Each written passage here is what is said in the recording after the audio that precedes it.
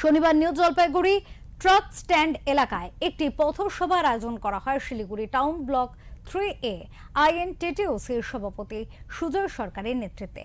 সভায় উপস্থিত ছিলেন তৃণমূল প্রার্থী রঞ্জনশীল শর্মা, ৩৫ নম্বর ওয়ার্ড কাউন্সিলর শম্পা নন্দী সহ একাধিক নেতা কর্মী ও শ্রমিক সমর্থকেরা। সভামঞ্চ থেকে রঞ্জনশীল শর্মা ডাবগ্রাম ফুলবাড়ি এলাকার উন্নয়নের স্বার্থে তৃণমূলকে ভোট দেওয়ার আহ্বান জানান। তিনি দাবি করেন বিজেপি শুধুমাত্র ধর্মের নামে রাজনীতি করছে। পাশাপাশি তিনি আরো বলেন বিভিন্ন প্রশাসনিক প্রক্রিয়ার মাধ্যমে বহু শ্রমিকের নাম বাদ দেওয়া হয়েছে এবং সাধারণ মানুষকে হয়রানির শিকার হতে হয়েছে।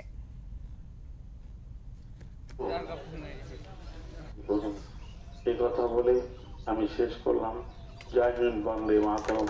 মমতা বন্দ্যোপাধ্যায় জিন্দাবাদ, অভিষেক ব্যানার্জি জিন্দাবাদ। আর 4 বারের কাউন্সিলর উনি ওই ওয়ার্ডে যে ওয়ার্ডে উনি দাঁড়ান বক্তব্য। এখানে যে একটা বড় অংশের শ্রমজীবী মানুষ আছে, হিন্দু মুসলিম সব সম্প্রদায়ের, বিহারি বাঙালি সব সম্প্রদায়ের মানুষই এখানে বসবাস করে। আমরা আমাদের যে ডাবগ্রাম ফুলবাড়ি বিধানসভা কেন্দ্রের প্রার্থী রঞ্জনশীল শর্মা, তাকে নিয়ে আজকে আমরা একটা মিটিং করলাম। আপনারা দেখেছেন যে এই অঞ্চলের একটা চক্রান্ত করে এই অঞ্চলের হিন্দু মুসলিম সম্প্রদায়ের মানুষের নাম প্রচুর কেটে দেওয়া হয়েছে, যারা কিনা 3 বার 4 বার 5 বার ভোট দিয়েছে। তো যাই হোক, এই এসআইআর নিয়ে আমাদের নেত্রী যে কথাটা প্রথম দিন থেকে বলে আসছিলেন যে ভারতবর্ষের প্রকৃত নাগরিকদের একটা নামও চক্রান্ত করে কাটা চলবে না, তা সত্ত্বেও বহু মানুষের নাম বিজেপি কেটে দিয়েছে।